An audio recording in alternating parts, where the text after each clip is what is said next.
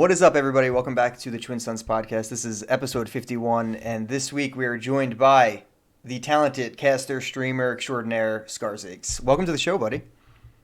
Yeah, thank you for having me. Really appreciate it. It's kind of odd that it's taken this long, but Yeah. the stars finally aligned, and Now, this is your first podcast, I've heard. That's what you told me? yeah, I actually have not been on a podcast before. We're So honored. this is new territory for me. It's easy, man. It's just like, streaming, but you don't have to respond to people. It's the same. It's great.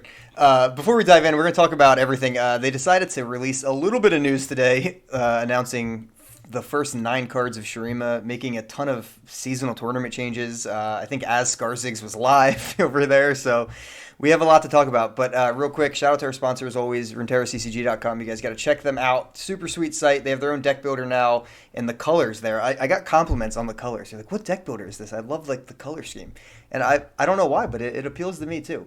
More importantly, they have actual good articles and things like that. As of late, probably one of my favorite articles I've read in a bit. And I'm not being biased. I'm not just going to pick my own article because that would be an awful thing to do because mine are terrible. But Random 7 put out 5 different lineups that you can take into the Last Chance Gauntlet, which opens tomorrow. So if you're listening, it might be today. But you can check that out. They have a ton of sweet decks in there. So you can, if you don't have a lineup prepped, you can just pick and choose and go. They got some sweet stuff, and they got like Spooky Karma in one of the lineups too. It's spicy.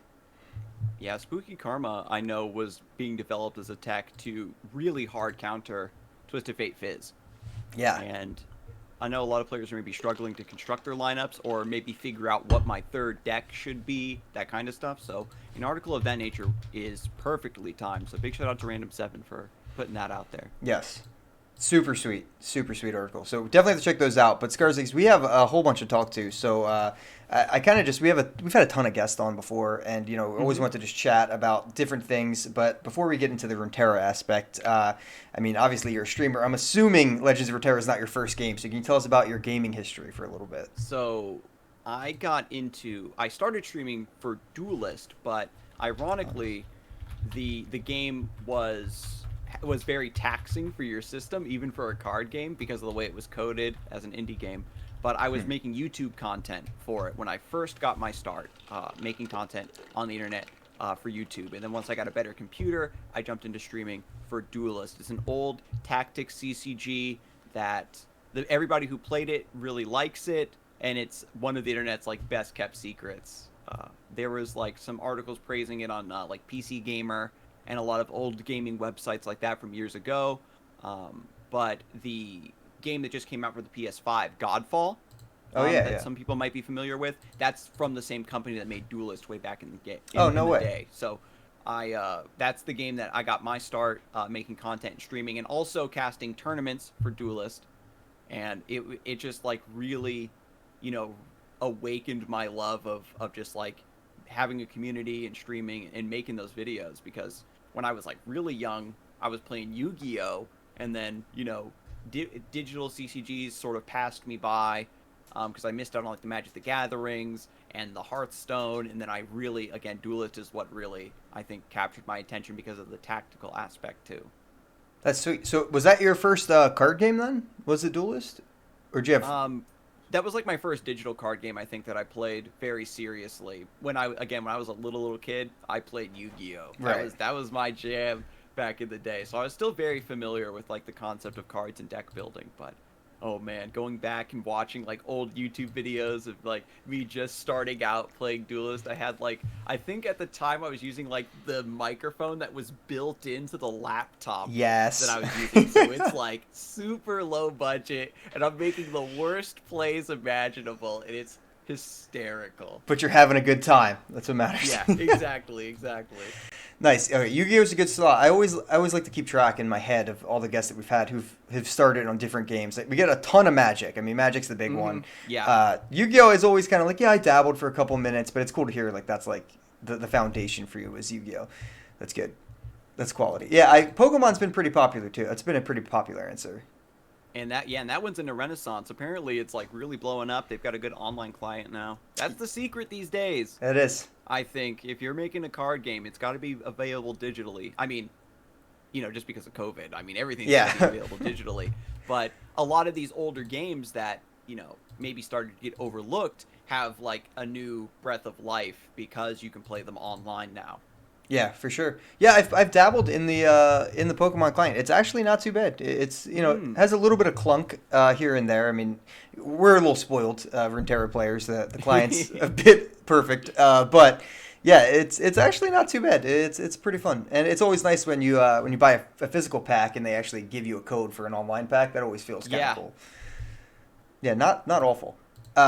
All right, so content creation history. You kind of answered that question. So it all started with Duelist. Then that was where you started Yeah, streaming Duelist YouTube on videos. YouTube. I was doing some short-lived Let's Plays as well on the YouTube channel, like just whatever I was playing at the time. Nice. I had the curse. I had like the YouTube curse back in the day. Whenever I would start a new Let's Play, my laptop would die and I would like lose all my data Oh and God. everything. So then I'd have to end it, or I would just get bored. I'm not gonna pretend like I don't just go, oh, I don't feel like doing this series anymore, and just put it down. But a lot of those games, though, I was able to do justice because I could revisit them on stream. Like some of my old classics, like Lost Kingdoms. Oh man, which I had a short sort of Let's Play series going on YouTube, and I was able to complete that on stream Oh man. last year, so that was pretty fun. And Relic Hunters, it was another fun little game I played.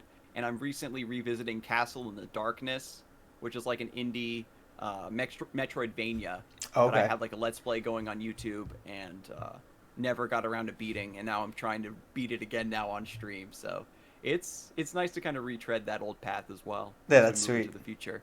Yeah, now that you have the full setup going. Hmm. All right. Hmm. Well, I mean, that leads perfectly into I really, if you guys don't know, I mean, a lot of you came here directly from Scarzig Stream, but you've been streaming. You cast Fight Night EU every Friday morning, which is my perfect work entertainment. So I'm constantly listening as I'm working Nice, Friday nice. mornings. Because East Coast, it's like I think it starts at like 11 a.m. for us. So, Hmm. is there anything else that you're doing? And just tell us a little bit about how you started streaming Runeterra in general too. Well, streaming Runeterra, I was coming off of Duelist. The servers had shut down last February, I believe it was. But the game had stopped receiving updates before then. So Okay. even though the servers were still up and the game was still playable, I still, not getting any balance patches or new cards or expansions. It was one of those things where you were kind of getting bored. You wanted to maybe explore and branch out to some other things. So I was streaming at the time, and I was just playing a little bit of everything, right? Some roguelikes, some shooters, just whatever, again, was capturing my attention at the time. And then I think I heard about Runeterra pretty much the same way everybody else did. I think it was like the big 10th anniversary, uh, Yeah, the announcement they did for Runeterra, and I was like, yo, Riot's making a card game? they're Like, blowing up. something finally, because I even played like a little bit of Mythgard, too, Okay, yeah. and that was pretty fun. I think I played a teensy bit of Shadowverse. It's, when you move from a card game, you end up in like this no man's land, right? Where you're in Oh between yeah. card games. There's really not one you want to really focus on. But it's good to play a lot of good ones, right? You end up playing a little bit of everything and draw inspiration, like Faria. Big shout out to Faria. I think that's a solid game too. But once Riot Games stepped onto the scene and was like, hey, we're a giant company with lots of money, we might actually be able to make a game that can actually compete, because this was basically, Artifact had just died. Because I Yes. think, like most players, I tried Artifact as well. And so it was just Magic the Gathering or Hearthstone, pick your poison. And I just, those games just really aren't my style. Yeah. Dude, I absolutely love hearing about how people heard about Runeterra because I'm with you. I heard it at the 10th anniversary. I was plugged in to League a little bit and just to Hmm. that whole company. So I was like, oh, this is sweet. But I've had a few people to say, oh yeah, it was an ad on, I was watching on Instagram and I saw the ad. I'm like this was like the biggest news of like, months for me was Legends of Runeterra. And I'm like, I they know, just got right? you on an ad. But hey, I mean, I'm glad the ad's working at least, right? Yeah, there was like a weird thing, right? They were doing like an Instagram and TikTok campaign for the game where everybody was like giving them Riot Games the side eye. Yeah. And I guess it worked. If something happened, yeah, I got a couple people. I forgot. I got to go back and listen to this. So it got somebody who was just like, "Yeah, I just saw an ad." I'm like, "That's so wild, man!" I'm like, "Oh my gosh." So I mean, now that it obviously it caught your eye, Hmm. why are you staying around? I guess is the question. Obviously, you're staying around, also making a ton of content. But what's the why there? The Well, I think I've neglected to mention so far that I did play League of Legends very heavily for several years. So I was already, again, like a big part of the world and the universe. And again, just a card game that once the beta dropped and I was able to get my hands on it and play it, it just like really clicked. You know, it, Yeah. it does a lot of cool things, and you just the generosity of being able to jump into the game and not have to worry about having to drop tons of money and and even in Runeterra is a game that I'm just have been playing religiously since it's come out. Yeah. But there's no pressure there. You can take a break and come back to Runeterra, and your cards are it's easy enough to get the new cards to where you can catch right back up and or still play your old decks. Runeterra probably honestly has like crazy longevity on old deck archetypes that are still playable to this day, Yeah. which is very impressive, especially like the history of Runeterra is pretty short, but I feel like it's been pretty tumultuous with like new archetypes being introduced and things being nerfed and buffed and reworked. They've been doing a lot of good work, I think, on the dev side, Oh yeah. keeping all the archetypes in somewhat of a balanced state.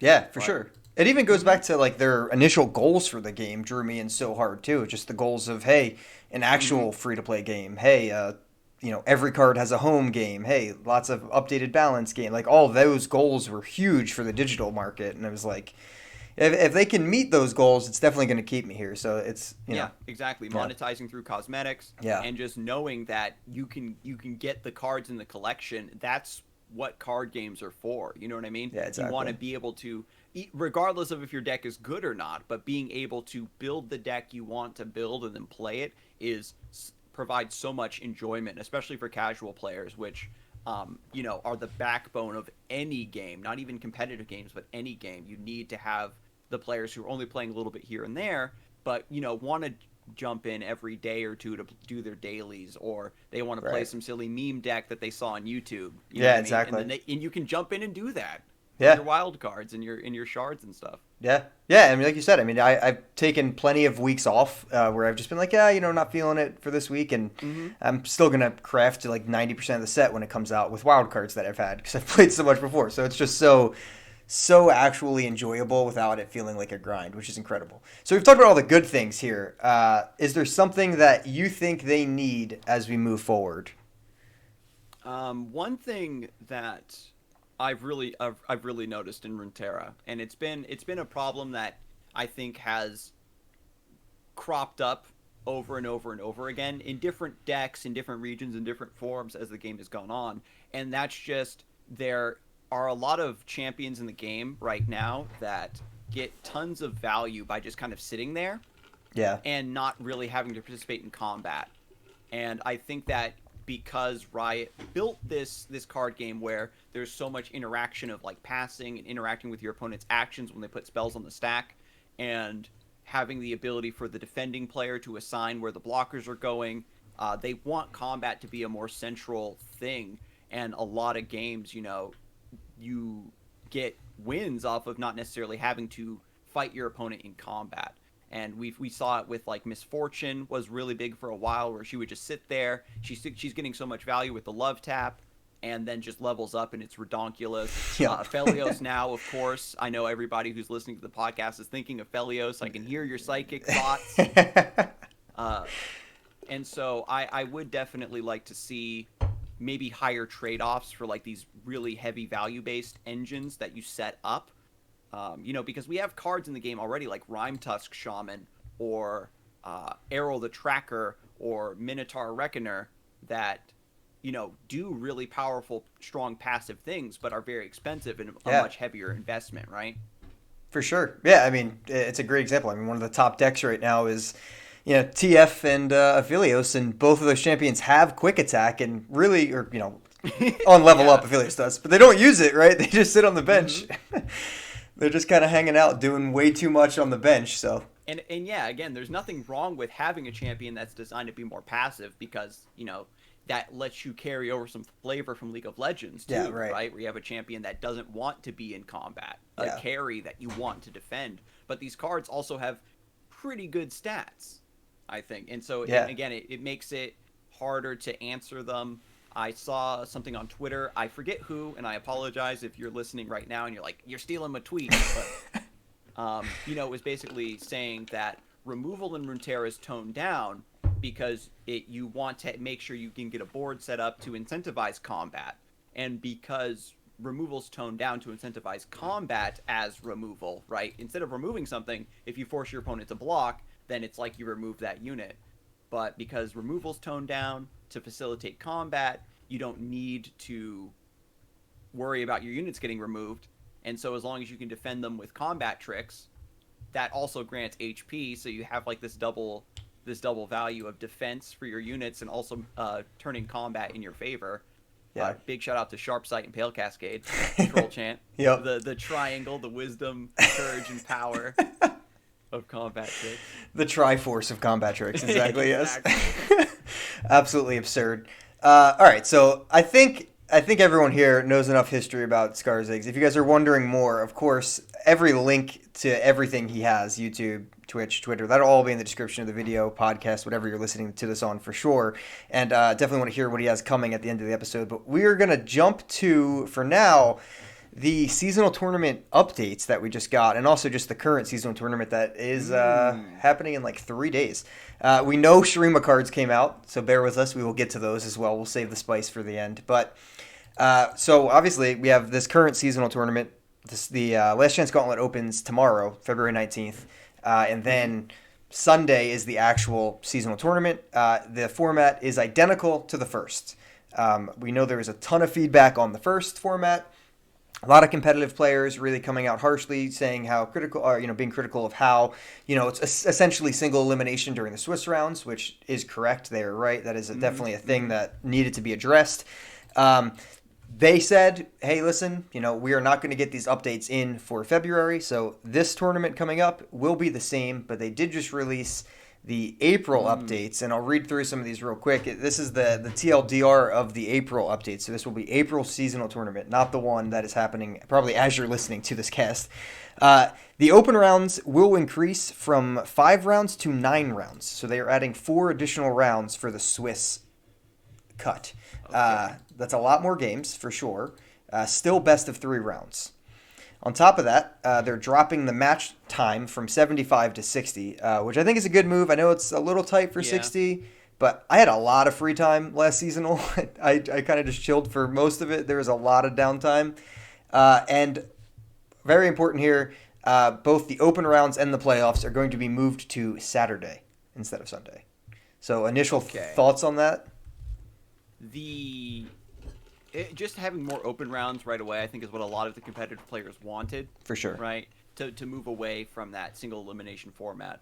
I basically, when it came to the criticism of the seasonal tournament format, it was, we know this isn't ideal, but I think that Riot did probably the best with what they had available at the time in order to fit everything into like the time slot they had set aside for broadcasting the seasonal and everything. So I'm glad that they again are accepting this feedback. Again, it's another issue of we can't get it implemented for the next seasonal, but the fact that they're letting us know ahead of time, for April you're good to go. Some pro players I know were still sort of on the fence whether or not they wanted to compete anyway, right?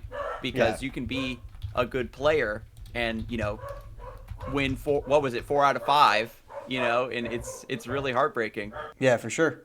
Yeah, so this should lead it to meaning that I believe they broke down the article. Every 9-0 will make the top cut. Every 8-1 will also make the top cut. And then on top of that, the top, I believe what they said was top 12 7-2 players. So that will be broken down by tiebreakers because there will be a plethora of 7-2 players, but the top 12 should make that. Yeah, so it'll be weighted. Who did you get your wins and losses against? Yes, exactly. So that's always nice because you can, I beat, the top 4 players and I lost to Jimmy McFifth. It still didn't make the seasonal. Yeah, that feels pretty bad. I definitely would like to hear about like what more competitive players are having to say, especially after this announcement like just dropping today. Yeah. That the day that we're actually filming this. And so we're going to get a lot more information about, how do the players feel about this? And I imagine that they probably communicated with some of the tournament organizers and competitive players to come up with this new format. Yeah, 100%. From just the couple hours that I scrolled through Twitter over the past couple hours, I mean, I wasn't sitting scrolling through Twitter, I promise, guys. But it seems like a pretty solid reception. I feel like most people are really happy about the reception, about the updates. I feel like, it's definitely been a cry out for a while. People weren't expecting anything from February because Umbridge said, hey, we're not going to have it in February. But they do feel like they've gotten, some of their concerns answered, which is what they wanted, I think. And I think a lot of these concerns are great. It does make that Saturday. I'm very happy it's on Saturday now because 9 rounds on Sunday would be pretty rough. I know the Australian community is very happy as well because they typically have to start at a crazy hour due to this because they're lumped into something. True. Yeah. So yeah, like having more time, having more rounds, but moving the day itself. Oh yeah. It gives you a better way to even get the time off. For those of us who are still working, you have Saturday and Sunday rather than trying to get Monday off. Monday is everybody's going back to work after the weekend, and also reducing the round timer I think won't be a huge deal. Honestly, you said that you had a lot of free time. I did, yeah. And it's only very specific edge cases where it comes down to time limit. Yeah. And again, I've never disparaged players for taking the time afforded to them to think out their plays, and if you have time left on your turn timer, then definitely think about what you're doing. Especially a lot of the matchups that sometimes happen when you're in a pool like this of a Swiss. Yeah. You can get matched up against some really really strong players right off the bat, and you have to take your time. So I'm praying that nobody gets to the end of this time limit and gets disqualified, or something like that, because it can't be helped, and it's just no matter what happens, it's just bad for everybody if it does come to that, unfortunately. Yeah, there's some of the worst feel-bad moments in tournaments for sure, but I really, like you said, I think it will be fringe cases. I don't see a whole lot of games really being super close down. Now, if it's like, they'll have the data to back that up. If there's, X amount of games that are that close to the limit, I'm sure they're going to push back and go from there. Yeah, exactly. They'll collect data from this seasonal to maybe make some adjustments for next seasonal. So maybe instead of 60, it'll be 65. Right, exactly. Or 70. And then you're good to go. Yeah, and that 5 minutes might be, make or break at that point. So that could be huge. And who knows? I mean, it does say all match times will be reduced in this little snippet that I took from the article, but I'm not 100% sure about the playoffs. The playoffs might still be a normal 75 minutes. I mean, it's still a top 32. So the playoff day is also moved to Saturday, but anything else about it is the same. There's still 32 people making it in. So it won't be any different other than day one will be significantly longer. The Swiss is going to be better for the players who are participating, and then the playoffs are going to be, more weighted towards viewers and like making it a better watch for the audience, because that's going to be a bigger focus of the broadcast, right? Like last season, they had Swim and Brian Kibler on. That was really cool. Yeah. To just like do like a quad cast all day. Yeah, it was super fun to watch. It was like I was watching like Red Zone or something, just all these different analysts coming on. Yeah, super great. So there is some updates on the Gauntlet as well that gets tied in a little bit to these announcements here. So they've decided to double down on Gauntlet being more of a mini competitive format. Instead of having Singleton in that mode, they're taking it out and they're leaving it to standard, pick-a-ban, and best of 3. That'll be the formats they're going. So rip Singleton, which makes me very sad because I absolutely adore Singleton. But I do think it's going to find a landing spot somewhere. I think Singleton will make its way back. They'll probably put it back in labs or something if they wanted to. Yeah, exactly. They might do something like that, or I know who knows down the road they might become a format of its own or something, or have a small tournament for that. Who knows where we're going with that? But there's a few other updates. Gauntlet runs now will be reduced to 4 wins, down from 7. And also, the max amount of prime glories that you can collect is reduced down to 4 instead of 5. So you only can hold 4 max prime glories. So that means on that last chance gauntlet, you only get 4 free wins that day. Yeah, and so they're making it a little bit harder to qualify. I know there were some players who were like kind of flexing, right, that they were like double qualified. Yeah, well, see, that I took that like that, and then the next update is the last chance gauntlet run will be reduced to 5 wins. So does that? So less wins means that the variance is going to be a little bit higher maybe Yeah. when you're running into certain lineups and stuff.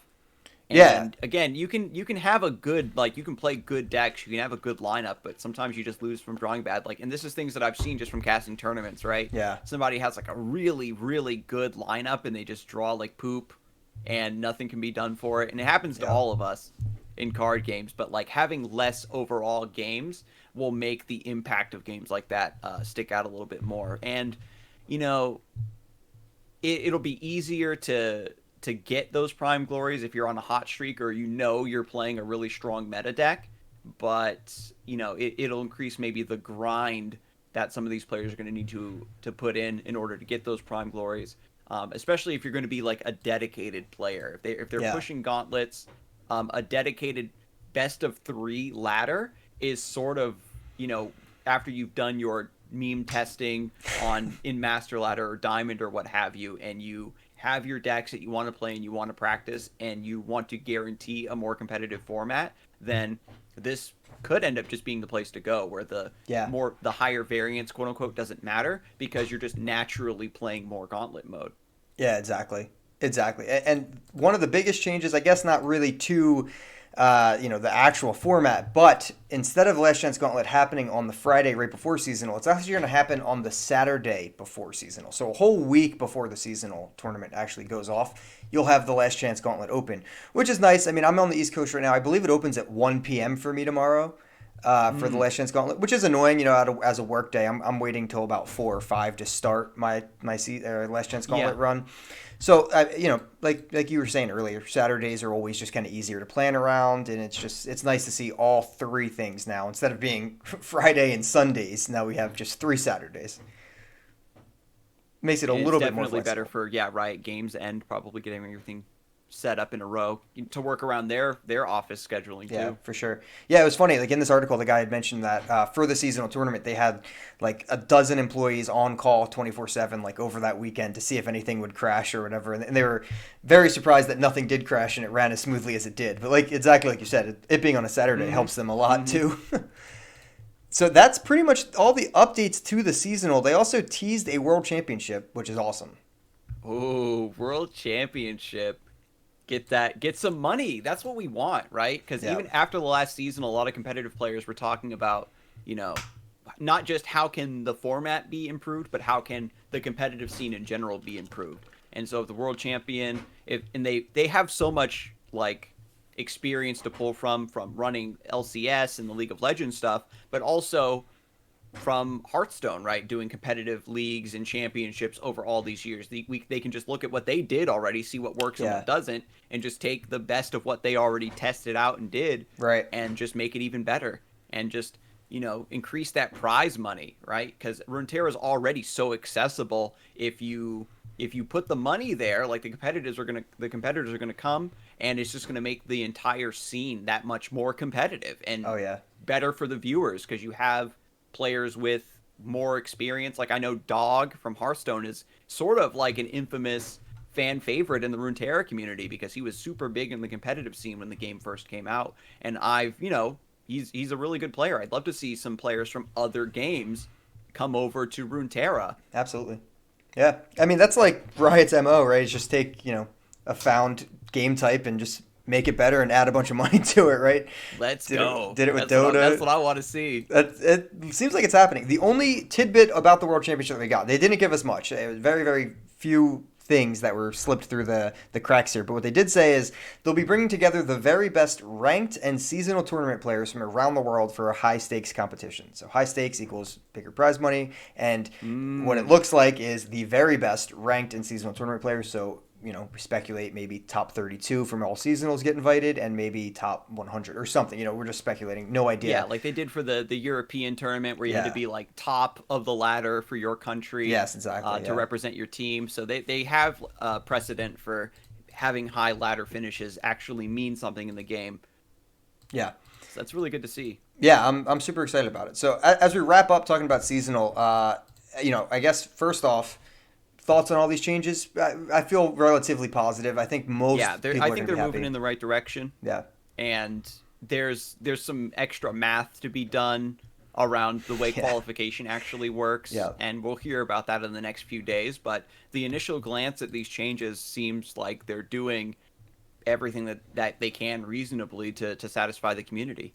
Yep. Yeah, I'm totally with you. Anything I've seen so far has been high praise of these changes. I think everyone has been wanting a world championship announced, and it's just a tease. They don't have to give us the exact dates, details, or anything. Just say, "Hey, look, the competitive scene is in the right direction." That's all they need, right? Just confirmation that there is going to be a world championship, and that's going to just incentivize those players just to keep grinding in the meantime. Yeah, exactly.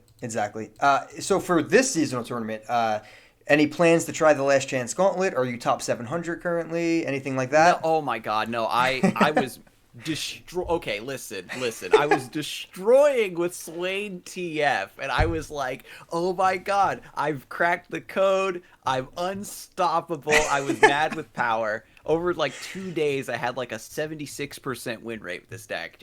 I was like, I'm gonna do it, and then I ended my stream at Diamond 1. And I had a couple days off, but I ended up getting caught up in just like back end things and errands and house, just real life. Yeah. And so I didn't play on those couple of days. And then when I came back to make that last push, I'm stuck in that win 1, lose 1, win 2, lose 2. And I can't make that last push to get to master. Yeah, so maybe I'll try the last chance gauntlet or something. But if I'm gonna be in the seasonal, I want to be on the casting desk. That's really what I'm after. Some players have asked me, like some people in chat have asked me during the stream, if what are my plans for seasonal. It's like I want to be on that casting desk. Yeah. See, I love that. That's my dream for sure. And you're great at it. I mean, honestly, I've watched a ton of tournaments, so I appreciate you have my that. vote. I really do. Yeah. I mean, hey, listen, like I said, you're the number one that I watch consistently. It just works out perfectly. Is Fight Night EU. It's just where I'm like, oh, I'm at work. I got some free time on my desk. I'll put on the second monitor, hanging out. And also, big shout out to Impetuous Panda, my casting partner for Fight Night EU, because he's phenomenal to work with as well. I think our casting styles like really mesh together. And they do. Yeah, they work perfectly. It's been a blast to watch. For updates for me, I haven't. We've had so many guests on. It's been crazy for us lately. Josh, my main co-host here, he's been away for work for the last 2 weeks, and he's going to be away for a couple more weeks as well. So we're filling in with a bunch of awesome guests, which is super exciting. But we haven't had time to fill in. Oh, where are we at in the ladder rank like we normally keep up? For anyone keeping up at home, I hit Masters with Victor and Dogs, which was hilarious. So I was happy about it. That deck doesn't work great right now. So I was so happy to see that too, because it was like a 4 a.m. idea. Like you just wake up like, wait a minute, what if I played counterfeit copies with Messenger Sigil? It's like a meme on my stream, because when Messenger Sigil was first revealed way back when, I was like, this card's really good, right? And like I was trying to make it work, and everybody was like, no, Scarzig, and they're trying to show me the math, and I was like, I can't read. Nope, ignore the math. What are these numbers? Get them away from me. Messenger Sigil is good, but I'm glad that you were able to get something done with the Starboat and the Victor. It was a hilarious, perfect storm, because I was playing it before the new cards came out for Philios, so I didn't know Starbone was coming out, and I got to Diamond 1, and I just got to win, lose, and I was so frustrated. Mm-hmm. And then they were like, oh, look, the Fangs is coming out, another way to, invoke the Messenger. And like, oh, look, Starbone's coming out. I was like, what's happening? So I literally threw that together. I just added those two into the deck right beforehand, and then I just won 5 straight from Diamond 1 as soon as the patch dropped while I was at work on my phone to make Masters. Beautiful. Hilarious That's time. Awesome. I mean, you've been a proponent of what some decks that have been considered off meta continuously over the course of the game that always find their time to shine. Like, big shout out to, if we go back in the annals of history, Shen Lux. I got that deck off of you, and it did me so proud back in the day. That was my pride and joy, man. Undying, the Demacia Undying list. Now it's all Bilgewater Undying, but back in the day, you young kids, you whippersnappers with your Bilgewater and you're vulnerable. Back in my day, we played Demacia. We had to draw our single combats. I had to work for it, yeah. I appreciate it. I mean, it is funny. It's like, I try to hit it with a homebrew every season. I failed once, and it actually leads in the next point. So The one time I couldn't do it with a homebrew, I got so frustrated. I did it with Staraka Kench, and I was like, okay, this deck slaps. It's super fun. Let's go for it. So I did it there, and that's actually what I was just attempting to do this Masters rank. I was like, all right, I think Soraka Kench is in a pretty good spot. Let me try to grind up, and I can eat a bunch of Twisted Fates, eat a bunch of Aphelioses. It's gonna be fun. Got up to like 100 LP, but it was still like it right now. We have a group who's going through cranking all the numbers. It's like 135 is probably the cutoff right now. I haven't checked in 30 minutes, but they're updating it like every time. That's always. That when you're sweating on the ladder for seasonal, am I gonna get cut off? It is a different kind of rush for sure. So I am not trying that at all. I got to like 100 and then fell down. Lost 2 games, got -50. I was like, I'm good. I'm gonna take a shot at the last chance gauntlet, like you maybe, and then see how it goes. And then if not, I'll just be kicking my feet back watching the cast. So that's my plan. Sure. For anyone who's been wondering. We got Aquabot saying the cutoff's 140 right now. So yeah, we've been literally going through it every 30 minutes, just breaking it down. All right, it's going up by this. I mean, we got some mathematicians in my one chat that are going hard. It's been fun. All right, so we are, I think there's nothing else other than some Shurima cards, so we can talk about these. Shurima cards. Long have we waited. Oh my gosh, man. Shurima, the spoilers are finally beginning, and we've got some cards to talk about here. I mean, the fact that we got the Poro day one is so hype. Like I can't believe we got the Poro, and this might be like this. So shout out to Cosmic, he's awesome with these images, and Mobalytics is looks like they're having their reveals actually on site every day. So there's a little bit more interconnection with Riot and Mobalytics for the moment, getting them out instantaneously, which is nice. I'm here using Cosmic's images, and we'll just go through and talk about some of these. But yeah, I mean, we have the Destin Poro who's like eating the jewel from the video. Just it's fantastic. absorbing the sun's power and the RNG to get random keywords. It's just glorious, dude. The thing about Destin Poro, right? There's potential to level up a champion, something that levels up very quickly, very efficiently. Maybe something like Teemo or Katarina. Maybe it could be a weird option. Or even something that comes out in the Shurima expansion, right? A champion that levels up very quickly in your deck or something that you could use Destin Poro. For sure. But getting this off of course, Aurora Borealis or Lonely Poro is perfectly fine. The fact that you get the keywords at round start does give your opponent a little window to maybe clear this off of the board if they're really fearing it. But I just imagine the scenario of after you've got some Poro snacks set up, you play a 1-mana 3/3, and then suddenly it gets elusive scout and whatever, and then you're just off to the races. Oh my gosh, dude. He's so good. I love this Poro so much. So fantastic. And it's just great. I mean, the round start is pretty funny. So it is like he has to survive like a round after he's on board. But then, I mean, like 3 random keywords is one of the more absurd text boxes we've seen, especially for a 1-drop. But like, I mean, yeah, he's a 2/2. But like you said, if he gets a snack, I mean, any of those keywords could actually matter significantly. So yeah, because I mean, patched Poro bot is, I think, very slept on right now. Yeah. If you want just a generically strong 2-drop and Piltover, even if you aren't playing a Poro deck. But yeah, the concept is definitely, I think, very solid. A good stat line with good keywords on a cheap body, right? It's just finding that right mixture of Poros and a champion that can level up to proc this. And absolutely. Maybe this is, everybody says it, every expansion, every region, is this the Poro that makes Poros work? We're doing it. Who knows what Freljord's going to get to make Destin Poro proc even more quickly and effectively. I love it. It's so great. And, anyone wondering, he won't, the random keywords won't be the negative keywords. So he'll function like Victor. He won't be able to just randomly get like ephemeral or anything. Victor and Plunder Poro. Yeah. Where you're going to get good stuff. Yeah, you're not getting like vulnerable ephemeral Exalted Poro. He's coming out swinging. That's what's happening. So there's obviously this mechanic as we move into the landmark here. There is this mechanic of, this level up. Like, I really like the idea of this region already. They're showing a little bit of the texture of the region that they're focusing on when a champion is leveled up, right? We haven't seen a whole lot deal with like, we leveled, leveling things is great individually. Some decks focus around it. Some decks don't really care. This seems like Shurima's putting some chips in that pile of, we're going to care about things leveling up. So this landmark, I'll read it real quick. It's a little bit wordy. It's the Buried Sun Disc. It's a cost 1. Start of game, you draw 1 of it if all of your cards are Shuriman. All of them. So you have to be playing mono Shurima for this to happen. Mm-hmm. It has the new keyword countdown, which essentially is at the round start, you count 1 down. At 0, you destroy it and then trigger whatever effect it has. It has countdown 25, so it looks like you have to live 25 turns, but there's obviously ways to expedite that. When an ascended ally levels up, you advance it 10 rounds. So there is one of the ways.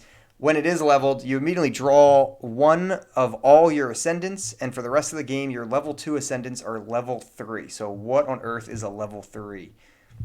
Yeah, that's going to be so crazy. I was thinking, again, I come from Yu-Gi-Oh, so I'm thinking like silent swordsman type mechanics. Like Yu-Gi-Oh had a little bit of that.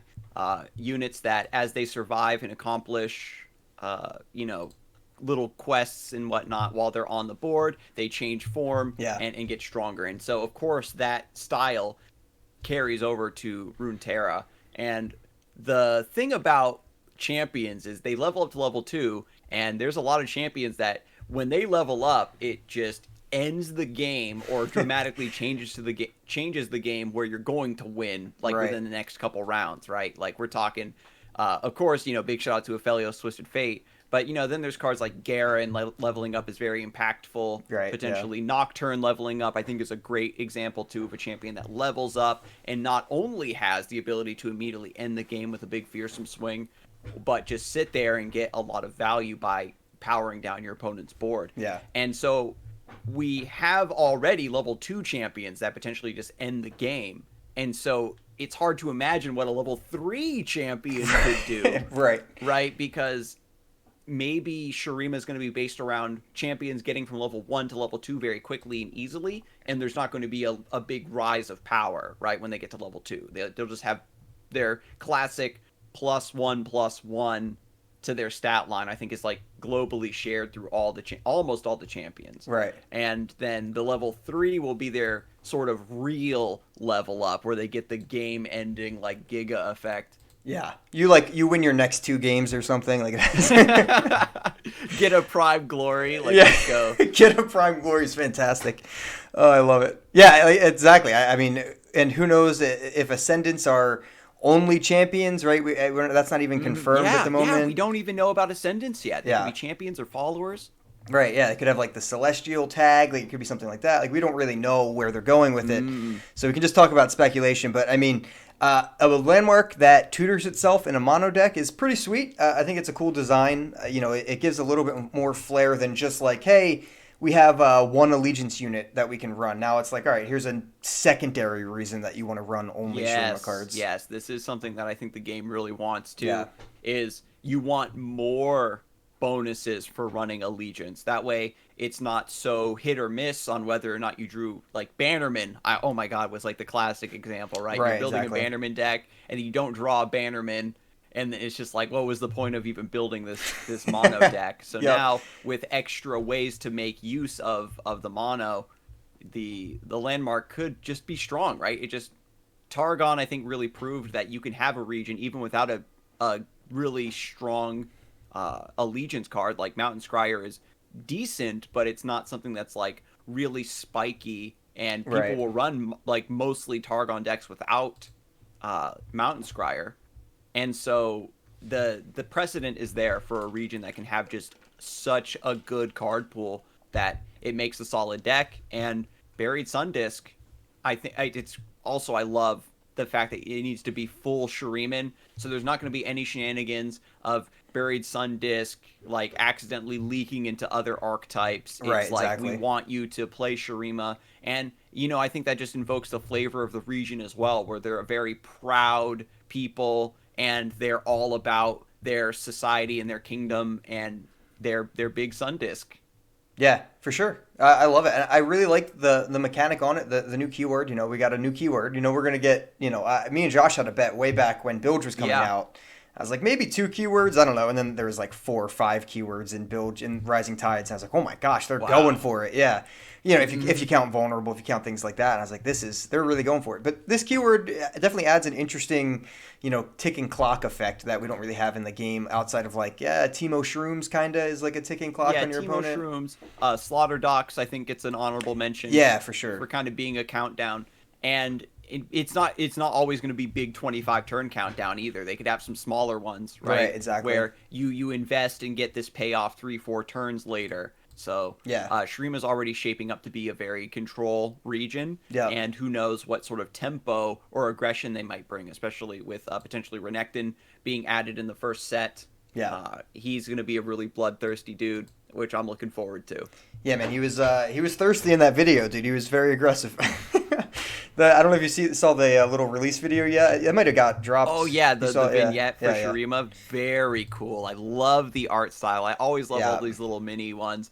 So good. My favorite is still the Bilgewater one. Mm-hmm. Bilge was Everybody, fantastic. I think, really likes the Darius one for Noxus. That one's really cool. But my personal favorite's the Bilgewater short. Solid. Honorable mention to the OG one where like the harrowing's happening and all that. That's pretty sweet. Ends with Cythria. You're like, yeah, chef's kiss. Solid stuff. The next card we got is directly tied into this landmark. I mean, literally directly. It's a 3-drop 3/4. When I'm summoned, advance your buried sun disc 2 rounds. So it literally just advances this landmark. So obviously, he is a 3 of in a Buried Sun Disc deck, it appears. Who knows? But seems pretty on the nose. This card is clearly not going to make play in outside of Buried Sun Disc decks, right? Yeah, I mean, it's unusual, I think, for what we've seen so far for Riot to print something that's so directly connected to something. They'll very heavily incentivize cards to be played together, and it's like, well, obviously this card is only meant for this deck, but I think the only cards we've really had that do that is like the deep mechanics, where it's like these cards only work when they're all together, and like Lure of the Depths, right? So having this card be printed for Buried Sun Disc, so Shurima looks like Buried Sun Disc is going to be this region's deep, where there's going to be even more cards printed to advance this line. And who knows if we'll hit that critical mass, right? Because when an Ascended ally levels up, the Buried Sun Disc advances by 10 out of 25. So, I mean, if it's somehow they find a way to really quickly level up Ascendants, then maybe Esteemed Hierophant just is redundant, or you just love the 3/4 body for 3 mana. Right, yeah, exactly. Yeah, it is. That's a good comparison. This Shurima's Deep, which is, a love and hated archetype. People are always sad about it, not really having much more play right now, not getting any support. Mm-hmm. But, I mean, hey, it had its day. It was really solid for a while, too. And yeah. People love that stuff. Sea monsters are cool, so. I know. More sea monsters, please, Riot. Yes, please. Okay, so we got another 3-drop. We got the Devoted Council the Devoted Council, and all these art are already just fire. Like I love the theme. The Egyptian theme looks so sweet on these cards. Yeah. I'm super digging it. I can't wait to see what the champions look like. But the Devoted Council is round start. If you leveled a champion, heal your champions and Nexus for 2. So kind of like Broadback Protector vibes a little bit. Yeah, the Broadback Protector took a long time to see play. It was a good card when it came out, but it needed like that extra support. What is my reason for continuously healing, right? Why do I want a unit that injures itself? And then when Soraka came out, it all clicked. So Devoted Council, what's nice about this card is it can see play in so many different decks. If you have a deck that can level up the champion that's like in the deck, like Ezreal, Victor, Teemo, like Piltover just in general, like has a lot of champions that passively level up while they're in your deck. For sure. And then you kind of shift to this control style. So I think that Devoted Council is going to be seeing a lot of experimentation with Ezreal, I think, where you're just going to be healing and healing and healing and collecting your combo pieces to burn your opponent out, especially if Shurima adds more spells or units that target enemies to level up your Ezreal even faster. Yeah.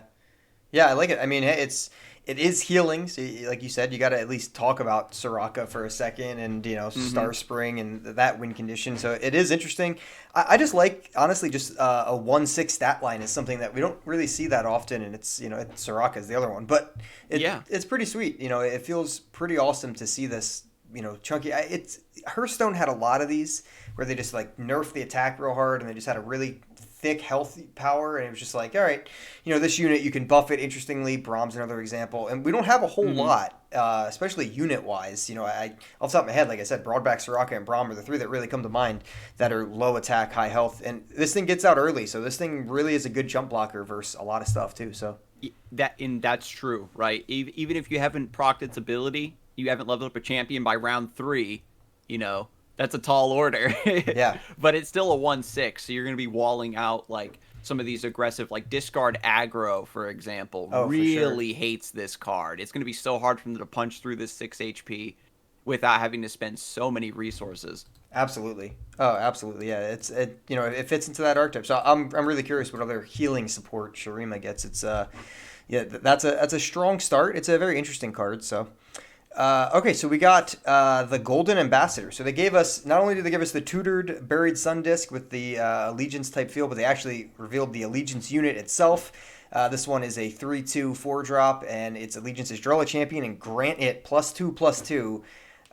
Like you said with the Sun Disc, where nothing else could slip out of the cracks, you have to go full Shurima. My feeling is some other things might slip into the cracks with this one. What are your thoughts? Yeah, this opens up some room for shenanigans for sure. The Golden Ambassador. I want to just say quickly, I love the artwork on this one too. Oh yeah, reminds me of Karma, the way she has like the floating things behind her. I think that's super cool. But this card, just speculating, we've already seen Written in Stars in Targon getting some really sick pulls. Like pulling a 3/3 Zoe, right? Written in Stars does reduce the cost, of course. So it's not a direct one-to-one comparison, but you are still getting that effect with a body in play, which is really important. So you're offsetting drawing a champion. You're getting something in play that can at least block. And, you're going to see this experimented with in the classic, I think, like culprits of Zed or Zoe or Teemo yeah. or Lucian, like all these champions that have really strong aggressive stats and maybe just need a little bit more stats to just make them more resilient or punch that much harder. Oh yeah. It's gonna be crazy. And again, for Shurima specifically, because you want to level up the champions, you also want to get them out of your deck and play them. So Right. Golden Ambassador is going to create some interesting decks where you're able to tutor for these aggressive champions potentially, but it's going to mean that they're going to consistently be able to use their champions against you when they're leveled up. Oh, And that's absolutely. huge. Yeah, so granted, with the assumption that some of the champions will be ascendants, not only does the Mm-hmm. restored Sun Disc draw a champion, but now your Allegiance card draws a champion. So, we already have a lot of champion focused, and you have, the Poro based around leveling. So I'm really digging the game selling point is, hey, play your favorite champions from League. And so far, day one of Shurima, it's, really play your favorite champions from League, like utilize those champions. So it's a cool vibe that I wasn't expecting Shurima to get right away, but it's something I'm here for sure. And if they're gonna even if they print more things along this line, then it opens up Golden Ambassador to hit other champions too that Oh, yeah. don't level up as quickly, but are still viable with the right, group of cards with them. Hey, I'm just saying, dude, if you want to play the Poro deck, right? You just slot in 3 Braum. Braum has a 2/7. Oh yeah, that's right. Draw Braum, draw Victor. It's not bad. Not too bad. All right, we got 2 more cards here. This next one, she was a pretty big feature in the video. It seemed like she was the girl standing with Azir at the end. I think this is her. Voice of the Risen. She's a 4-drop as well. 3/4 stat line. If you've leveled a champion, allies have +2/+0. So that appears to just be a static buff that just is going off while she is on the board. So that it doesn't say other allies, so it will include her. So she'll be a 5/4 if you've leveled her champion. Ooh. So, what are your thoughts on her? It seems pretty good. This seems great. Another card that I think is very easily splashable into other decks.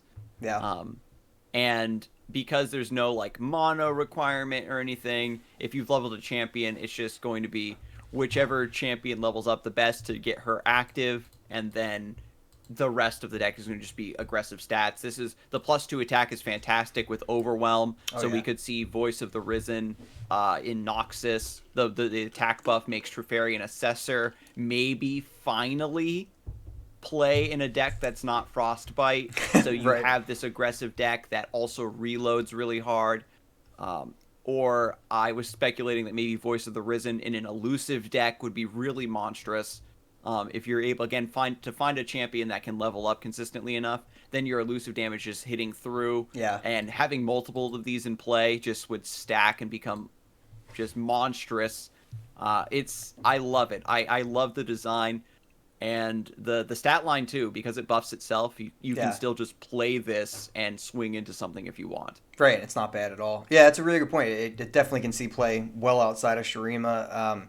I'm assuming if you've leveled a champion, you actually have to play the champion, like the cards that level in deck. I'm assuming that's true. Yeah, where you have to play them and to see the trigger that animation. level up animation. Yeah. I wonder how that actually stacks Yeah. up. Yeah, so I'm assuming, I could be wrong. My guess is that you have to actually play the champion so it triggers the level effect. I don't know.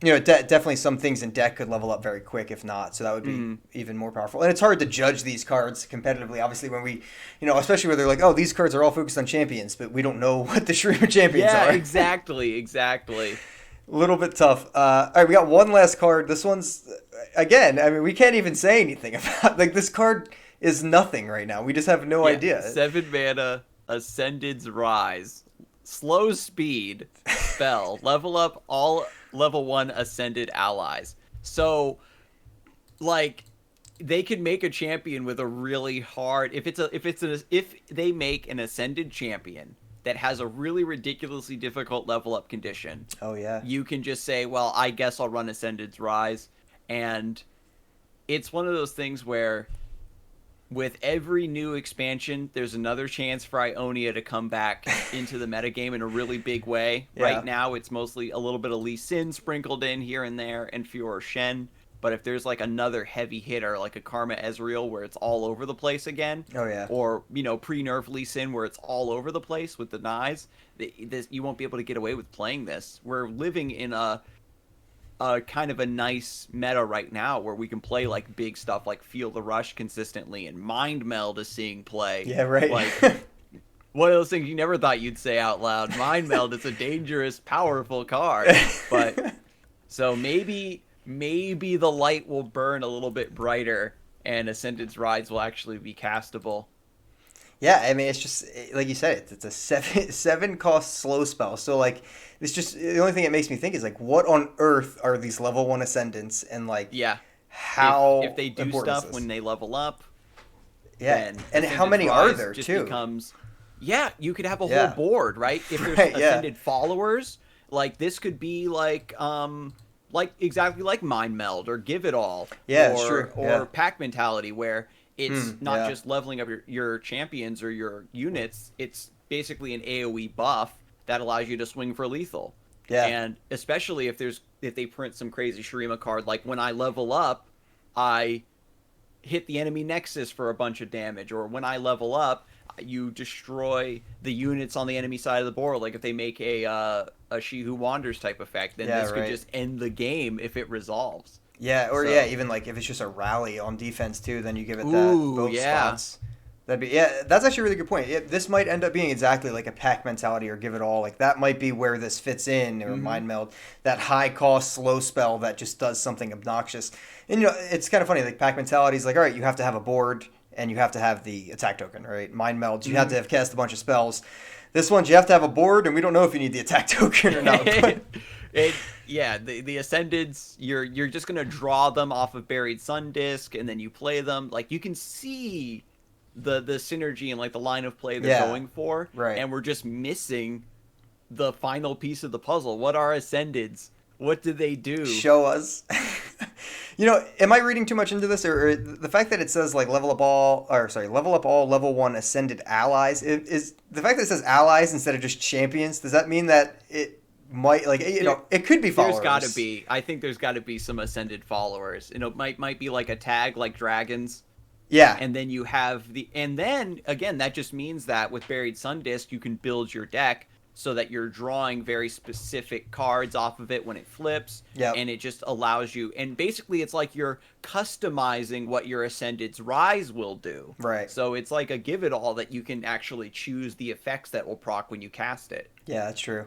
This is a very weird spoiler release, there's man. so many different effects that a card like this could do Yeah. that similar cards already do. Like, again, AoE buff plus keyword, huge stat gains from Mind Meld, Oh, bringing yeah. things out of the deck like War Mother's Call. If there's an Ascended that's like when I hit level 2, I immediately come out of the deck and into play. Then Ascended's Rise lets you just fill up your board the way For the Fallen works. Like, they can just make this Oh, the man. jack of all trades card that pulls from all of the other slow cards. I'm like, my mind is spinning with what this card could possibly Dude, do. you're so right about. I mean, like Azir is all about summoning sand soldiers, right? So he's definitely going to summon something when he ascends or something. You know what I mean? Like fill up the board with sand soldiers. Sure, sign me up. Yeah, this is a really weird release because it is like, I have to go back in history to remember exactly what the releases were first that came out. But it's so awkward to be like, here's what the allegiance does to a region. You have no idea what it entails. It just makes it. It's like it's like an episode of WandaVision. It just gives you more questions than answers. Right? You're just like, what is happening? What is any of this doing? This is the perfect teaser to It is. just give us a taste of what you want to build your deck around, but you don't know what your payoff is. Yeah, exactly. Perfectly said. Oh man, it's gonna be crazy. So I guess overall, as far as Shurima goes, what is one thing that you're just hoping for sure? You said you played League. Is like a Moo your main or anything like that? Are you like dying? I was praying. I really wanted Renekton. He's my. I Yeah. think out of all the Shurima champions, Renekton is what I really want. I played top lane in League of Legends, so I got Nice. some history with Renekton and Nasus, aka Susan. Oh my gosh! Yeah, I saw. I think I got my wish right. Renekton was in the cinematic, pretty much confirmed. Hey, I mean, and Nasus there. Susan was in there too. They were both in there, so man, it does seem like that's what we're getting. As far as we'll put this on record. You guys will probably be listening to this. If you're not watching live, you'll probably be listening to this after. So we don't know this, but what are we getting tomorrow, Scarzig? What is it Azir? I mean, Azir is on the art for the 7-cost spell. It appears. Yeah, with the Sun Disc, I think that they gotta do Azir, right? With the Sun Disc, in the cinematic, everything, it would be so troll, I think, to release these cards and not have it be Azir. If they wanted to save it for like the very, very end, I don't know if players are just like, it would trick us into thinking that Buried Sun Disc isn't that good, and then suddenly Azir ties it all together, and we're like, oh my god, Buried Sun Disc is actually ridiculous. I can't wait to play this day one, because that's what they did with Nautilus, right? Yeah. Nautilus and the Sea Monsters dropped like right as the final reveal for Bilgewater, and everybody was like, scrap everything, all of my plans. I gotta play Sea Monsters. Yeah, everything we thought we were hyped about is now different. I mean, that was the hottest drop. Oh my gosh. Well, that will do it for episode 51, Scarzig. I super appreciate you coming on the show. Hope you had a good time on your first podcast ever. They're not too bad, right? They're not too bad. Oh, no, thank you for having me. This was great. Just chilling and talking. And it's great. Big shout out to Riot Games for perfectly timing it. So Yes. we had plenty of cool stuff to talk about. Thank you, guys. Yeah, I really appreciate it. Where can these guys find you? I will have all the links that he is about to say in the description of this video for sure. But for anyone listening, where can they find you at? You can watch my gameplays and analysis on YouTube, Scarzig. Please follow me on Twitter. That way you can just hear my random ramblings and thoughts. And as I'm just musing about these cards as they come out, Twitter @Scarzig. And then you can also follow me on Twitch TV. I stream every Wednesday, Thursday, and Saturday, 2 p.m. to roughly 5 or 6 p.m. Pacific Standard Time. So again, really thank you so much, Twin Suns, for having me on. Oh, yeah. And episode 51, like, just keep it going. That's what you love to see right there, like dedication to the community. And Dude, just appreciate it. Man, really appreciate it. No, thank you so much for coming on. You were one of the first streamers I checked out when I got really into Runeterra, a little bit late. I was a little bit late. I was like making a podcast, but not watching any Twitch streams. I was like really weird like that. I'm like, I'm so into this, but I'm not watching anything. So then once I started watching, joined your chat, and you're one of the best chat interactions out there for sure. I mean, the way you flow your conversations. I think at first time I joined, I was like, do you have a podcast? Like, you sound like you could easily host a podcast. So for sure, guys, check him out. All the links will be in the description below. And tomorrow, right? Casting in the morning. Yeah, Fight Night EU is still going down tomorrow morning. The NA side will be canceled. The people who run the NA side of the Fight Night broadcast are going to be helping with the seasonal tournament production. Nice. But we still are able to squeeze in that last Fight Night EU. So the players participating in the EU seasonal get one last chance to maybe practice or do some final testing on their lineups that they chose. Yeah, it's going to be super interesting as viewers for that, because we're going to be seeing what could be a big chunk of what you're facing if you're going into the seasonal, because those guys are pretty meta defining. They bring some seriously good list, and they're always all the players clean. that are like on the fence about what they want to bring. They're just going to be like, oh yeah, I love this lineup. Boom, let's go. Yeah, absolutely. Guys, that's episode 51. Again, Scarzig, I appreciate it so much. Next week, we are going to be having on, I haven't even announced this on Twitter yet, but we're going to be having on the one and only Saucy Mailman as well to take over for Josh. So Saucy will be joining to talk us about everything. I mean, Saucy's got one of the funniest histories in gaming, so I'm very excited to talk to him as well. And then week after that, yeah, we might have a Riot employee or something. We can't announce that yet, though. We might. We'll see what happens, okay, guys? It's just like the tease. Teasers within teasers. Teasers everywhere. We might. I don't know yet. It could happen. Guys, episode 51. Check out Scarzig's, please. I appreciate it. Thank you so much for coming on, buddy. Peace out.